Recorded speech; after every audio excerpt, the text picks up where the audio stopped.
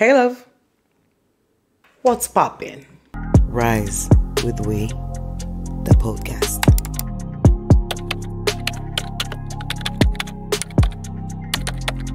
J'espère que tu es ready pour un nouvel épisode de Rise with We, the podcast. Si tu es là, c'est parce que tu cherches à te transformer, à t'aligner avec tes aspirations les plus profondes et à devenir la version la plus puissante de toi-même. Ici, pas de blabla, pas de fausses promesses, juste du concret pour t'aider à t'élever. Si tu ne me connais pas encore, welcome. Moi, c'est Whitney, coach en développement personnel, experte en rebranding personnel et créatrice de Rise with We. Mon job, c'est de t'aider à éclairer ta vision, à exploser tes blocages et à bâtir une vie qui te ressemble vraiment. Ce podcast, c'est ta safe place pour grandir, pour évoluer et pour apprendre à jouer grand. Avant qu'on commence, parce que je vous vois là, vous êtes là, vous regardez les vidéos, vous vous abonnez pas. Abonnez-vous. Abonnez-vous, activez la petite cloche pour ne plus rien manquer. Et sans plus attendre, let's dive into it. Est-ce que ça t'est déjà arrivé de penser « Ah, mais si ce fameux déclic arrivait, tout serait différent, tout changerait ». Cette idée selon laquelle on va se réveiller un beau matin, complètement transformé comme par magie, c'est un rêve que beaucoup chérissent. Mais la vérité, love, c'est que ce déclic, il va falloir aller le chercher. On va être clair, love. Le déclic ne tombe pas du ciel comme un éclair foudroyant comme ça à 6 h du matin.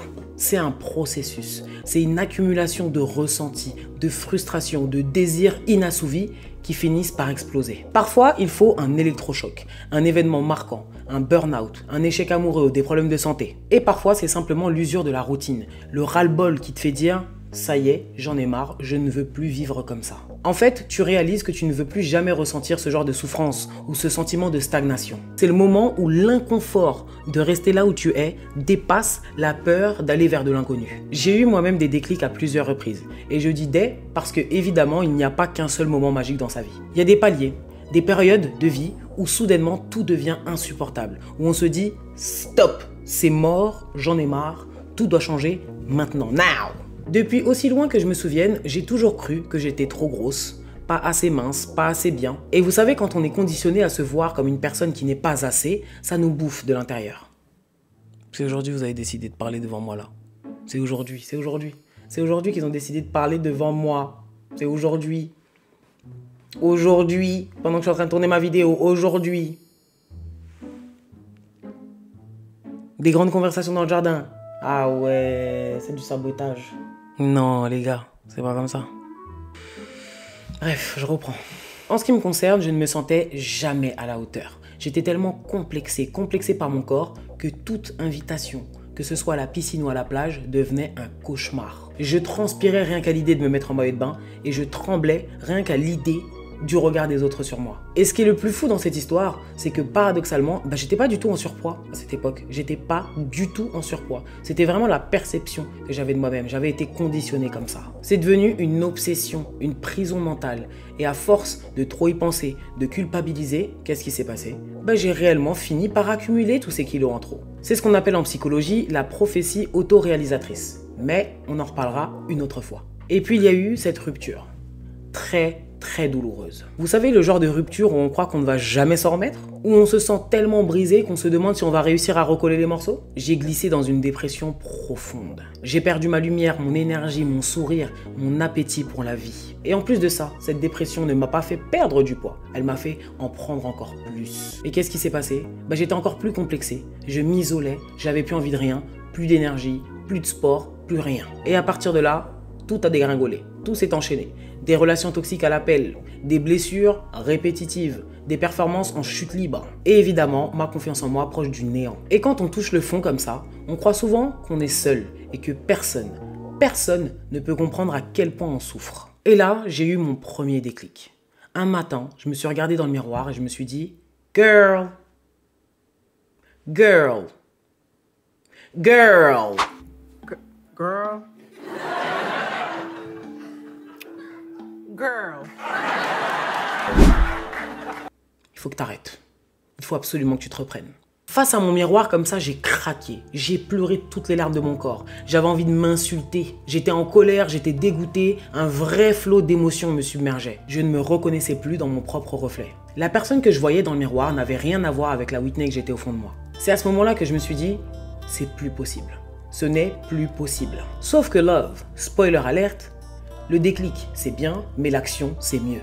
Ce que je suis en train de t'expliquer, c'est qu'avoir un déclic ce n'est pas suffisant. Il faut mettre en place tout de suite des actions concrètes. Et c'est là que j'ai entamé un véritable travail sur moi. J'ai essayé de réajuster certaines choses et pourtant la vie a continué de me charger, de me tester, de m'envoyer des obstacles. J'ai vécu une autre rupture amoureuse. Et cette fois-ci, cette rupture n'avait rien à voir avec la première. Pourquoi? Parce que ça a été une rupture forcée. C'est une rupture qui a été liée à des divergences culturelles et religieuses, ce qui a provoqué en moi un espèce de sentiment d'injustice. C'était vraiment émotionnellement violent. J'avais l'impression de revivre un rejet, un abandon, comme si le passé se répétait. Après avoir vécu cette rupture, je me suis accroché. Je me suis dit, Whitney, t'es une warrior, tu vas y arriver, accroche-toi, bats-toi. Et j'ai foncé tête baissée vers mes objectifs. Je n'avais qu'une seule idée en tête, atteindre mes objectifs. Que ce soit mes objectifs professionnels ou mes objectifs personnels en termes de perte de poids, etc. etc. J'ai foncé tête baissée sans tenir compte de mon bien-être. Et paf, mon corps a lâché. Surmenage. J'avais tellement tiré sur la corde, j'étais tellement épuisé qu'il a fallu qu'on me mette en arrêt. Et pour les personnes qui ne savent pas, dans le sport de haut niveau, on nous met difficilement à l'arrêt. On va nous mettre en arrêt quand on n'est plus du tout apte à pratiquer, quand on est blessé, mais pas parce qu'on est fatigué. Donc j'étais arrivé à un point de fatigue, d'épuisement, de surmenage, de surcharge, tellement puissant qu'on a dû m'arrêter complètement. J'ai fait des analyses sanguines, les résultats n'ont pas été top du tout. Et là, j'ai pris une énorme claque. Parce que dans ma tête, je pensais que ça allait. Je pensais que j'étais forte, que je tenais le coup. Erreur. Erreur. Et parfois, love, c'est ton corps qui te force à te taire et à voir la vérité en face. Si nos corps ne s'exprimaient pas, on resterait très longtemps dans le déni. Et là, j'ai eu un autre déclic.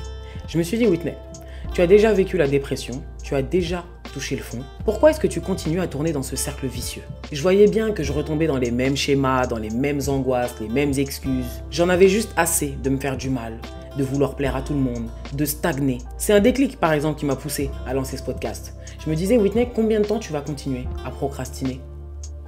Pourquoi est-ce que tu ne vas pas au bout de tes rêves? Pourquoi est-ce que tu ne t'autorises pas à aller au bout de tes rêves? J'en avais marre d'avoir peur de la critique. J'en avais marre aussi d'avoir peur de réussir.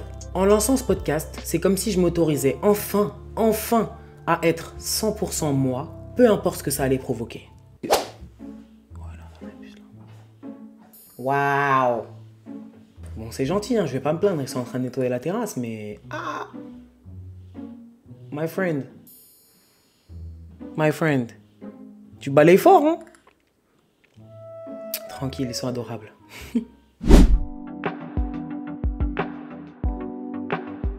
Ok, parlons un peu des mécanismes du déclic. Comment est-ce que ça fonctionne? Voilà ce que j'ai appris sur le déclic.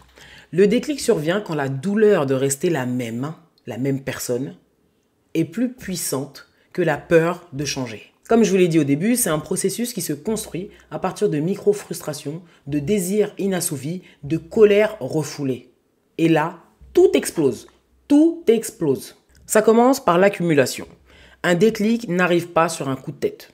C'est généralement le résultat de semaines, de mois, voire d'années de malaise intérieur. Ensuite, on a la prise de conscience. Tu ouvres enfin les yeux sur la réalité de ta situation.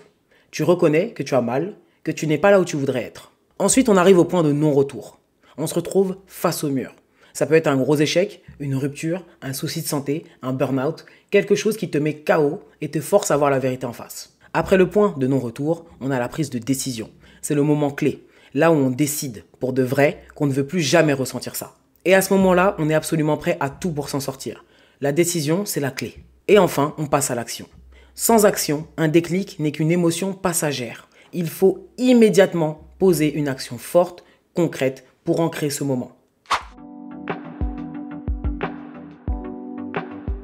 Vous l'avez bien compris, sans action, il ne se passera jamais rien. Si tu ne passes pas à l'action au moment où tu ressens ce grand ras-le-bol, tout va retomber comme un soufflet. Ton cerveau, son rôle, et on en parlera dans le prochain épisode, c'est de te maintenir dans le confort et te garder en sécurité. Et ça, même si ce confort est inconfortable. You feel me? Donc si tu ne fais rien, tu redeviendras très vite la même personne qu'hier, avec les mêmes frustrations, les mêmes regrets, la même colère, les mêmes excuses, patati et patata. Et je vous vois déjà venir, mais qu'est-ce que je peux faire? Quelles actions est-ce que je peux mettre en place? I got you. Je vais vous donner des exemples d'actions immédiates que vous pouvez tout de suite mettre en place dès que vous ressentez ce gros ras-le-bol. Première action, appelez ce coach ou ce thérapeute dont tu entends parler depuis des mois ou de qui tu regardes toutes les vidéos depuis la saison 1. Deuxième action qui va te demander beaucoup plus de courage, poser ta démission pour ce job qui te rend malade. Troisième action, quitter ce partenaire qui te tire vers le bas. Quitter cette relation toxique. Quitter, sans réfléchir. Vous claquez la porte. Bye. Quatrième action possible, bloquer une personne sur tous les réseaux sociaux. Bloquer, bloque. Bloquer Facebook, bloquer WhatsApp, bloquer téléphone, bloquer Instagram, bloquer. Bloquer. Cinquième action, et ça c'est pour les personnes qui ont par exemple un objectif d'écrire un livre. Commencez à écrire ce livre. Commencez à écrire la première page du livre, même si c'est juste l'introduction, même si c'est juste le préambule, même si c'est juste le titre du chapitre. Commencez. En gros, en mettant en place une action, immédiatement, tu envoies un message clair à ton cerveau. C'est comme si tu prenais ton téléphone et que tu lui écrivais « Salut cerveau, j'espère que tu vas bien, point. Les choses ne seront plus comme avant, je reprends en main ma destinée, point. » You feel me?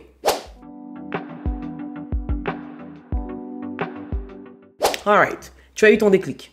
Tu as mis en place des actions. Comment rester dans l'élan? Comment rester motivé après ce déclic? Je t'explique. Le piège, évidemment, c'est de retomber dans ces anciens schémas. Tu as ton déclic, tu mets en place 2-3 actions, tu as un gros pic de motivation et après, la vie reprend son cours. Tu te réinstalles dans ton bon confort. Pour éviter ça, je te propose 3 éléments. Le déclic, c'est le point de départ. Après, il faut absolument que tu structures ta transformation. Quelles sont les habitudes que tu vas changer? À quel rythme est-ce que tu vas changer ces habitudes? Quels sont les objectifs prioritaires que tu veux atteindre dans les 3 prochains mois? Élément numéro 2, s'entourer de personnes qui te soutiennent. Tu sais que je ne plaisante pas avec l'entourage. Tu sais. Rejoins une communauté de personnes qui comprennent ton évolution, qui ne te jugent pas et qui t'encouragent. Ça peut être ta famille, des amis, un groupe Facebook, un cercle de mastermind, peu importe. Entoure-toi de personnes qui veulent réellement ta réussite. Élément numéro 3, mettre en place des routines. Et tu sais que je ne rigole pas non plus avec les routines. Il faut absolument que tu te rappelles de pourquoi tu as décidé de changer. Et pour ça, prends une feuille, prends un stylo et écris tes intentions. Écris tes affirmations et répète-les tous les jours. Tous les jours. L'idée, c'est de ne plus laisser le hasard, la motivation, les émotions décider de ton mood. C'est toi qui décides, tu sais ce que tu veux, tu sais où tu vas, tu sais pourquoi tu fais les choses. J'en ai déjà parlé dans l'épisode précédent, mais forcément, lorsque tu te lances dans un processus de changement, d'évolution, ton entourage va être impacté. Et il nous arrive aussi, quand on a ce déclic et qu'on veut changer les choses, d'avoir cette voix qui nous dit « Mais qu'est-ce que les membres de ta famille vont penser ? Qu'est-ce que tes amis vont penser si tu changes ? Et si jamais je les déçois ? Et si jamais je ne suis pas à la hauteur ? Shut up ! Fais taire cette voix. Fais-la taire. Love, laisse-moi te dire quelque chose. Tu ne vis pas pour répondre aux attentes des autres. Je répète, tu ne vis pas pour répondre aux attentes des autres. La vie est bien trop courte pour ça. Moi aussi, j'ai eu peur du changement. J'ai eu peur du jugement. J'ai eu peur d'être rejeté, d'être pointé du doigt. Et ça aussi, j'en ai déjà parlé. J'ai même eu peur de réussir. Parce que je me disais, mais Whitney, si tu réussis, tu vas briller beaucoup trop fort. Et si tu brilles trop fort, tu vas perdre tes amis. On va penser que tu te la racontes et plus personne ne va t'aimer. Bullshit! Bullshit! Mais en vrai, au fond, qu'est-ce qui est pire? Vivre la vie que les autres voudraient que tu vives ou passer à côté de la tienne? Dans ma vie, plusieurs fois, j'ai dû faire des choix qui n'ont pas été compris par les autres. Je pense à un moment de ma carrière où j'ai fait le choix de couper avec le sport de haut niveau. J'en avais marre. J'étais dégoûté par le milieu du sport de haut niveau. J'ai été dégoûté par l'expérience que j'ai eue dans le club où je venais de finir ma saison. Et je me suis dit stop, j'en ai marre. Alors ce que j'ai fait, c'est que je ne suis pas rentré chez papa-maman. Je me suis barré à Bordeaux, dans une ville que je ne connaissais pas du tout. J'ai continué à jouer au basket, mais à 2 niveaux en dessous de celui dans lequel j'évoluais. Et à côté de ça, j'ai fait le choix de travailler. J'ai commencé à bosser chez Nike. De l'extérieur, c'était cool. Grande enseigne, environnement stylé, des réductions à gogo. Tout le monde pensait que j'étais chanceuse. J'avais largement la possibilité d'évoluer au sein de l'entreprise, mais à l'intérieur de moi, je me sentais étouffé. Ce parcours-là n'était pas aligné avec la personne que je voulais être et avec mes ambitions. Mais j'ai tenu. J'ai tenu. À force d'entendre les gens me dire « Ah, t'as trop de la chance, c'est trop bien, en plus tu vas pouvoir évoluer, tu vas avoir un parcours comme ci, comme ça va être trop bien. » Je me disais « Whitney, Il y a beaucoup de personnes qui aimeraient être à ta place, donc tiens le coup. Et un jour, j'ai eu un déclic. Je me suis dit, mais Whitney, what are you doing? Je me suis réveillé un matin et je me suis dit, ce n'est pas du tout la vie que tu veux. Tu es littéralement en train de te perdre là-dedans, ma belle. Il est temps de partir. Qu'est-ce que j'ai fait? Je suis parti, sans que personne ne comprenne pourquoi. Et oui, ça fait peur, parce que j'étais en CDI. Plus de sécurité, plus de certitude, plus rien. Mais cette peur-là valait 10 fois moins que la souffrance de rester dans cette voie-là. Et vous savez ce que j'ai ressenti à ce moment-là? J'ai ressenti que je voulais retourner vers le haut niveau. Je voulais rejouer au basket au meilleur niveau possible. Mais je savais que ça allait être compliqué. Après 2 saisons à jouer en 4e division, comment est-ce que j'allais faire pour remonter la pente? Je l'ai fait. Je l'ai fait. Ça a demandé beaucoup de travail. Ça a demandé des sacrifices. J'ai écoulé des litres et des litres de sueur à me repréparer physiquement pour pouvoir atteindre les exigences du haut niveau. Et je suis revenu. C'est la preuve que quand on veut, on peut. Mais c'est aussi la preuve que faire une pause permet de prendre de l'élan pour mieux rebondir. Quand j'ai quitté certains clubs de basket où je ne me sentais plus épanoui du tout et qu'on a essayé de me faire culpabiliser, qu'on m'a dit « mais non, tu fais une erreur, nous on compte sur toi, etc. etc. » je me disais qu'il était hors de question que je reste pour faire plaisir aux autres et pour que moi, je m'éteigne à petit feu. No fucking way. Tout ça pour vous dire, loves, que votre entourage ne comprendra pas toujours les choix que vous faites. Mais ça, ce n'est pas du tout votre problème, c'est le leur. Et votre job n'est pas de leur faire comprendre vos choix. Votre job, c'est de vivre une vie alignée, de vivre la vie que vous voulez vivre. Que votre entourage le comprenne, l'accepte ou non. Leur réaction, leur ressenti, leur opinion, ce n'est pas votre problème. Ce n'est pas votre problème. En faisant des choix pour vous, vous allez forcément impacter, décevoir, toucher, blesser d'autres personnes qui ne vont pas comprendre ou qui ne vont pas les accepter. Il faut en avoir conscience et être 100% OK avec ça. Je ne le répéterai jamais assez, acceptez d'être le vilain dans l'histoire des autres. Au final, vous êtes la seule personne à savoir ce qui est le mieux pour vous. Les ressources, les réponses, vous les avez en vous. Allez pas les chercher à l'extérieur, vous les avez en vous. Donc si vous ressentez au fond de vous que vous devez démissionner, que vous devez quitter cette relation toxique, que vous devez prendre une autre direction dans votre vie, faites-le. Faites-le. Faites-le. Ne laissez pas les insécurités, les croyances limitantes des autres vous impacter. Faites-le. Faites-le et après on verra. Et si jamais vous échouez, vous rebondirez. C'est pas un souci. Mais faites-le. Ok. Je vais vous proposer 2 exercices pratiques. Le premier, vous allez le faire tranquillement chez vous après avoir regardé cette vidéo. Le deuxième, on va le faire ensemble. Premier exercice, j'aimerais que vous preniez un carnet, un stylo et que vous répondiez à ces quelques questions en étant 100% honnête avec vous-même. Première question, qu'est-ce qui dans ta vie te fait ressentir le plus de frustration ou de tristesse aujourd'hui? Deuxième question, qu'est-ce qui te retient de changer? Est-ce que c'est la peur du jugement, la peur de ne pas y arriver, le manque de clarté, etc. Troisième question, à quoi ressemblerait ta vie si dès demain, tu prenais la décision de changer? Quatrième question, quelle action précise tu peux faire dans les 24 prochaines heures pour amorcer ce changement? Note absolument tout ce qui te vient à l'esprit. C'est vraiment le premier pas pour prendre conscience de ta situation. Souvent, on fuit l'écrit. Et vous savez pourquoi on fuit l'écrit? Parce que ça nous met en face de nos réalités. Nos réalités sont écrites noir sur blanc. Et quand on est face à ces réalités, la seule chose qu'on a envie de faire, c'est de fuir. Et il faut faire complètement l'inverse. Si on veut vraiment voir nos vies changer, il faut faire les choses différemment. Et il faut surtout être très aware, conscient de notre situation actuelle. Deuxième exercice, on va faire ensemble une petite visualisation guidée. Ce petit moment, c'est un moment pour toi que j'ai envie de t'offrir, dans lequel tu vas fermer les yeux, respirer et te mettre vraiment dans cette énergie de changement. Alors ce que j'aimerais te demander, si tu es en ce moment même dans de bonnes dispositions pour le faire évidemment, si tu es dans le métro ou dans ta voiture, évite, ok, évite. Mais si tu peux, je vais te demander de mettre pause dans tout ce que tu es en train de faire, de t'installer confortablement dans un endroit où tu ne vas pas être dérangé et de te concentrer sur ma voix et uniquement sur ma voix. You ready? Let's go. Assieds-toi confortablement ou si tu préfères, allonge-toi. Ferme les yeux et prends 3 grandes inspirations. Prends une grande inspiration par le nez et relâche tout par la bouche.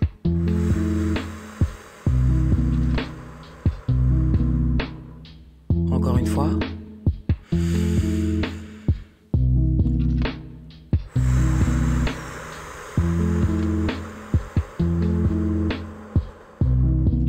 Une dernière fois.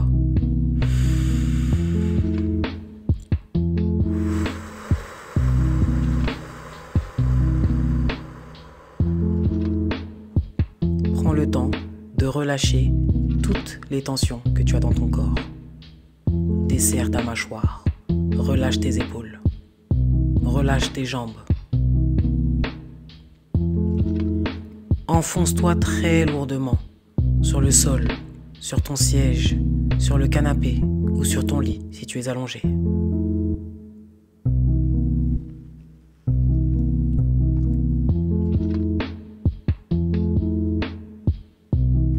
Maintenant, j'aimerais que tu imagines ta vie dans 3 ans si tu ne changes rien.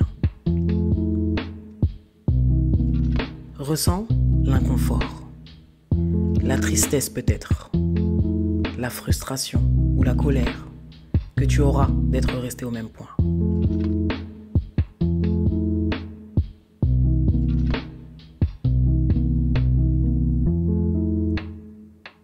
Laisse ces émotions t'envahir quelques instants.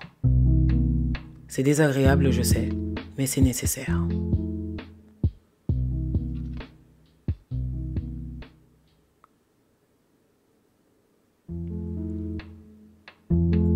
Maintenant, bascule.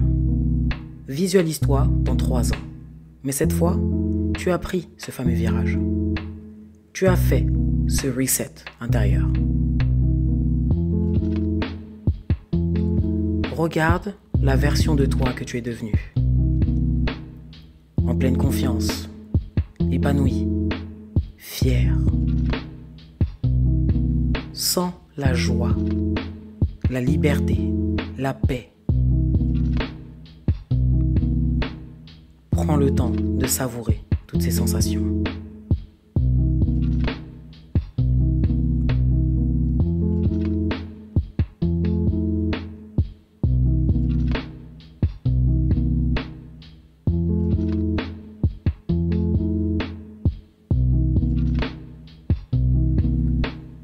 Et quand tu te sentiras prêt ou prête, ouvre les yeux et note immédiatement la première action que tu t'engages à faire dans les prochaines 24 heures pour incarner cette version de toi.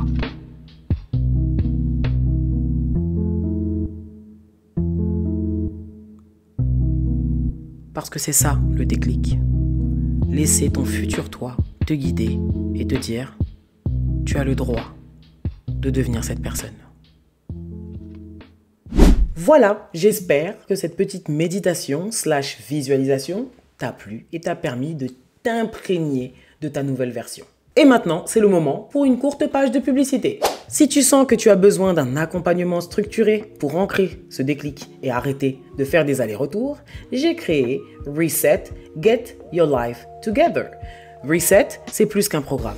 C'est un vrai processus de reprogrammation mentale et émotionnelle.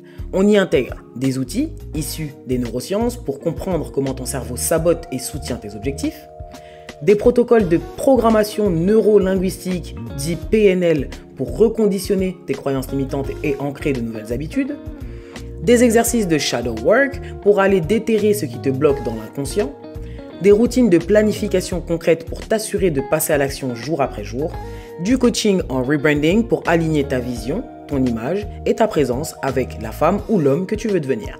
Le but, ce n'est pas de te donner un simple boost de motivation qui va s'évaporer dans 2 semaines. Si tu es prête ou prêt à te lancer dans cette métamorphose, je te laisse t'inscrire tout de suite sur la liste d'attente. En t'inscrivant sur la liste d'attente, tu recevras en avant-première toutes les informations concernant le programme et tu pourras profiter d'un tarif spécial de lancement. Le lien est dans la description, je t'attends de l'autre côté.